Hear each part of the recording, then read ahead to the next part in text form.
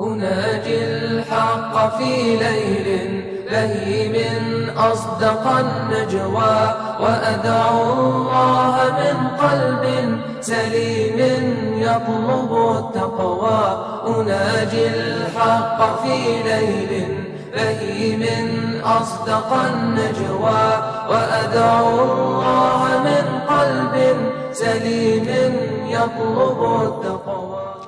Assalamu alaikum wa rahmatullahi wa barakatuh. Ahlan wa sahlan wa marhaban bikum, and welcome to another edition of Perspective. My name is Faizel Patel. On tonight's show, we look at the electricity crisis in Lenasia, President Zuma being admitted to hospital, and we also look at some tech news. Now remember, you can interact with me via email on my email at faisal@itvnetworks.tv, or alternatively on Twitter at Faizy143, or on Facebook at facebook.com/Faizel Patel. Now, city power technicians worked fervently to repair damaged pylons in Lenasia and restore power to residents in southern Joburg. This was one huge catastrophe. As the mercury dipped to below zero overnight in parts of Gauteng, residents in Lenasia, Eldorado Park, Klipspruit, and even Mansfield were left in the dark for more than 55 hours. It equates to almost about 3 days, 3 days. Now, I did speak to the area manager. His name is Lufuno Bali, the area manager for Lenasia, specifically Lenasia. He said that Nirvana substation went back on load, meaning parts of Eldorado Park, Klipspruit West, and Lenasia was back to normal. Another person that I spoke to was City Power's Louis Pieterse. Now, what actually happened? A lot of people want to understand what transpired that 25,000 people on Thursday, right up until Sunday, were out of electricity. Now, what he says is that cross members of the 88,000 kilovolts of pylons between the Nirvana and Mansfield substations were stolen, causing the bolts to loosen at the bottom of the base of the pylon, resulting in the collapse of one of them. Then what happened subsequently, the next pylon on the circuit also collapsed as a result of the strain. Now let me explain to you how difficult this is. It's not actually just like switching on a switch. I mean, this was very, very, very complicated. Also, there's a lot of history, a lot of a story behind why these pylons collapsed. There is a lot of scrupulous people that steal metal and steal copper cables because of the resale value. There's people that buy. There is a market for this. So what happened is these cross beams that go across these pylons, these are heavy metal. I was there and I actually tried to lift one of these things up. It is extremely heavy. These cross beams hold these pylons into place. Now what happened is they took these nuts out or these bolts out and then they remove these beams. Now when they remove these beams, there's 4 beams that holds these pylons together. When these are removed, this structure becomes now unstable and it becomes flimsy. And when that happens, with the strong winds that was in Lenasia on Thursday specifically, these things started wobbling and they fell down. And this has a domino effect. What happened subsequently, the one collapsed. And when the one collapsed, the strain of the wires pulled the other one, which is on the extension 13 side, across, also pulled the other one down, resulting in the wire going across the K43 road. Subsequently, also what happened is that this tripped the substation in Orlando, which supplies Nirvana station or substation in Lenasia with power. Now, obviously, this was, like I said, a huge outage for the Lenasia area. It's easier to say which areas did have electricity, and the areas did have electricity, there was extension 1 and 2, but the rest of Lenasia was completely in darkness. Completely in darkness. And then what happened on Friday, I was there as well. They had a press briefing where the CEO of City Power there, and they were trying to have a plan of action. What do we do to get Lenasia back online? There were talk of generators being implemented there as well. There were talk about temporary power pylons, and that's what they did, the temporary power pylons. On Saturday morning, they erected the power pylons, and these things obviously take time, and they put about 6 or 7 poles on the old fruit and veg side for those that are familiar, on the K43 on the right hand side going towards Johannesburg, and on the left hand side on Lenasia extension 13. Once these was done and the pylons were erected, they now had to take the cable that was snapped off because they had to cut it. This 88,000 volts was lying across the road. Then they had to feed these cables on these pylons, close the road, because traffic has to be stopped, because these power lines need to be taken across the road, and go on to the extension 13 side and then reconnect it there, and that eventually will feed to the Nirvana service station. But that was not also only the case. Only 3 lines were connected on Saturday evening. I was there till about 7 p.m. And that provided certain amount of electricity to Lenasia area. There was obviously a lot of caution to people to keep all appliances down, to keep the usage down, so that we don't blow the grid as well, to gradually put the electricity on as well. And then they came out back on Saturday, where there was a Sunday, to reconnect the 3 other power lines and obviously restore everything to full capacity. Also, you need to remember is that these are just a temporary solution for Lenasia residents. These power pylons will cost an estimated 30 million rand to repair. And had they waited for that to repair them, the power outage in Lenasia would have been more than 10 to 15 days. So for the timing, shukr alhamdulillah, power has been restored to Lenasia. It's been a very, very difficult time. A lot of people had a lot of young children, businesses lost a lot of money. I know the trade route mall was closed because they didn't have electricity, but also a lot of organizations, that's one thing that I'm proud of, a lot of organizations came to the assistance of Lenasia. Lenasia stood together, no creed, no color, no religion. They stood together and they rallied as a community to help each other. People were offering their homes, people were offering food, warm food, people were offering people their bathrooms to shower. This is, in a terms of crisis, Lenasia came together, and I'm absolutely proud of Lenasia. They actually came together. Also, Al Imdad took the initiative to actually feed the elderly in the old age home. This is absolutely brilliant. It just shows that in time of adversity, in times of crisis, people can come together and make lives a lot easier for those people that suffered because of the power outage as well. So the crisis has been averted, alhamdulillah, and inshallah, if there's any developing on that, we will bring that to you on perspective. Another story that I want to touch on today is that President Jacob Zuma was admitted to hospital in Pretoria for tests on Saturday. Now, Zuma spent 2 days in hospital. He was discharged on Sunday. Now, the presidency decided not to disclose the name of the hospital for privacy reasons. And we know why is that. You know, when Madiba was in hospital, you get a throng of journalists that are actually coming there, and then sometimes it causes unnecessary disruptions, especially with family going in and out of the hospital. Now, 72-year-old Zuma was advised to rest following a demanding election and transition program to the new administration. So far, doctors are satisfied with his condition. You know, these things, especially when you're president of the country, it takes a toll on you. You know, there's a lot of meetings to attend. You're up at a very, very early hour. If you've seen a documentary of Madiba a while back, it just shows you what strenuous schedules presidents actually go through.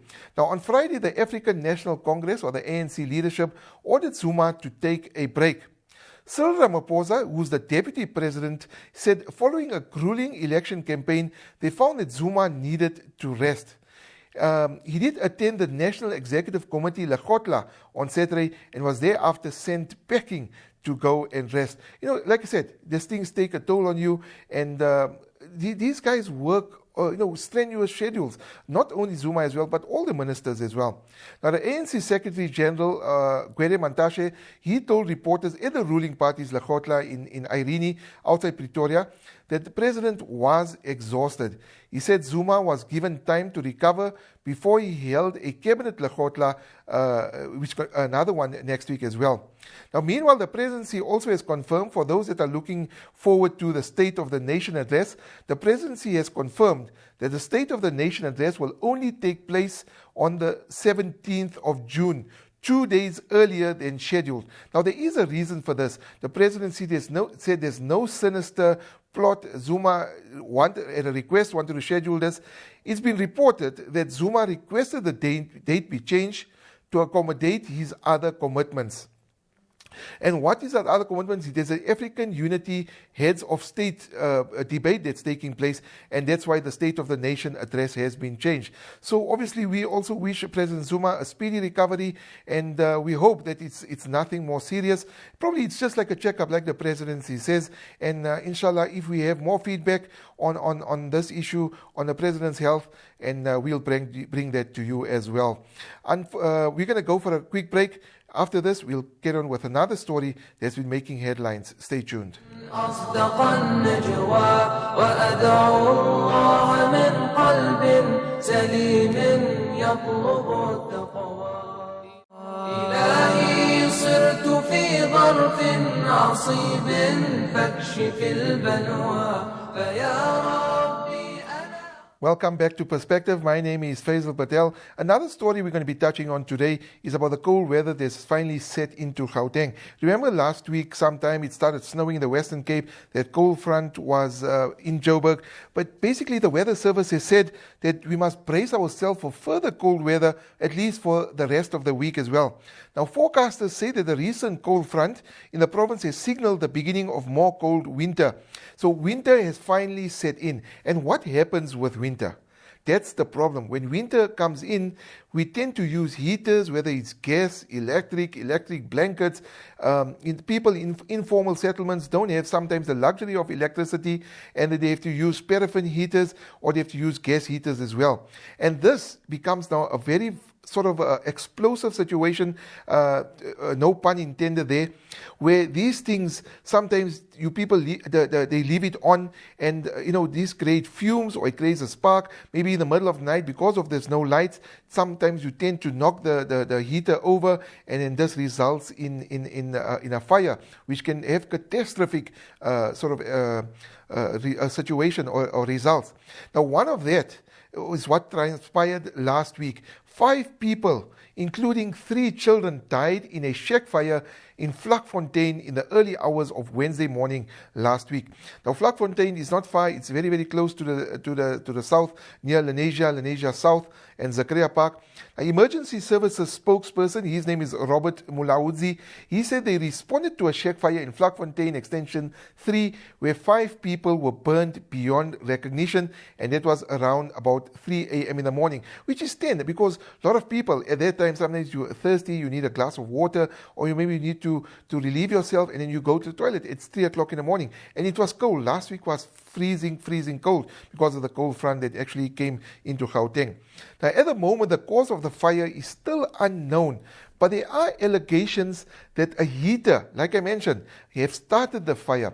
Now, the fire investigation team will determine the exact cause of the fire. Now, also Maludzi, what he said was, it's believed to be a 47-year-old woman, a 28-year-old man, and 2 children aged just 9 and 13 years old. How sad is that? Now, it's how do you fathom that? Here's the children, they were probably sleeping at that, and they had to lose their life in such a brutal manner. Now, Mulaudzi also said that the city of Johannesburg would assist the family members and the neighbors who have been affected or traumatized. Now, let's take this scenario, for example. In a developing on this story, the father was gone on a trip. He's a truck driver. He went on a trip to the Eastern Cape. And while he was returning, he got a call from somebody within the Vlakfontein community to say, listen, you know what? Your family just perished. Your 3 children, and your wife just perished in a fire. How would you feel? Imagine the trauma, the trauma that this man was going through. He lost his whole family. He had to drive all the way back, come to Vlakfontein, and seeing the ruins of his home, his family burned beyond recognition. He was totally broken. His wife and his 3 children. He says he got support from the family, from the community members, and that is what that has taken him through this whole situation. So, how does he even cope? Where does he even begin to start? 9 years old children, And the last time he's seen them was when he probably left to go on his delivery, and when he comes back, he doesn't have a family anymore. Are we sometimes taking life for granted? Maybe this is a lesson for us, that if we're having problems with family and friends, let us depart on a happy note instead of fighting and arguing all the time, because life is so short, you never know what's going to happen. And this is a lesson for us. Also, let us take precaution. We've got heaters, it's going to be cold, winter is setting in. Before you go to bed, switch these heaters off. Switch them off so we don't have. It doesn't necessarily happen in informal settlements. It could happen in anybody's home as well. So let us take precaution. And then Robert Malawuzi also says, we are on our knees. We want to advise communities to look after the heating and lighting appliances like candles and heaters to avoid devastating fire incidents like this particular one.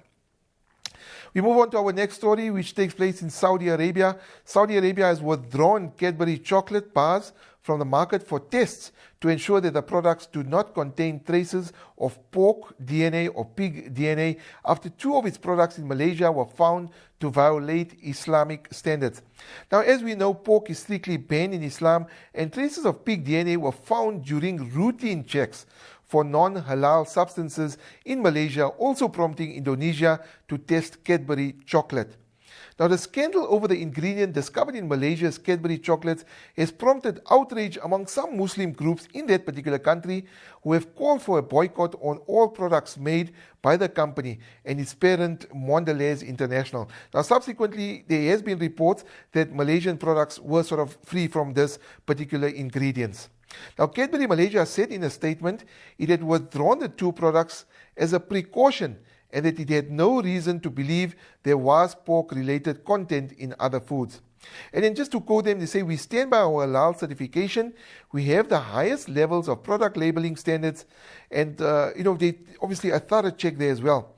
And then meanwhile, the Saudi Food and Drug Authority said late on Saturday on its website, the decision is only a precautionary move and involves testing samples of Cadbury Dairy Milk Hazelnut and Cadbury Dairy Milk Almond Roast. The statement also said that, however, the Cadbury chocolate sold in the ultra-conservative Muslim kingdom is not imported from Malaysia, but is produced locally, which is in Saudi Arabia or in Egypt. And then also there's no proof yet that there are traces of pork in the products sold in Saudi Arabia. This is according to the Food and Drug Authority. But an investigation is underway to determine if any of the Cadburys sold on the Saudi market was imported from Malaysia. Now, with regards to the Cadburys in South Africa, and there will be a lot of concerned residents, firstly, they do not, according to Mulana Nolaki from Sana, they do not import any chocolate. South Africa doesn't import any chocolate from Malaysia. So South African Cadbury chocolates are halal suitable, so you can go out and buy a chocolate. This is according to Mulana Nolaki. He's from the South African National Halal Authority. And he also says that we cannot declare Cadbury chocolates world over to be suspect or haram purely because of the Malaysian incident.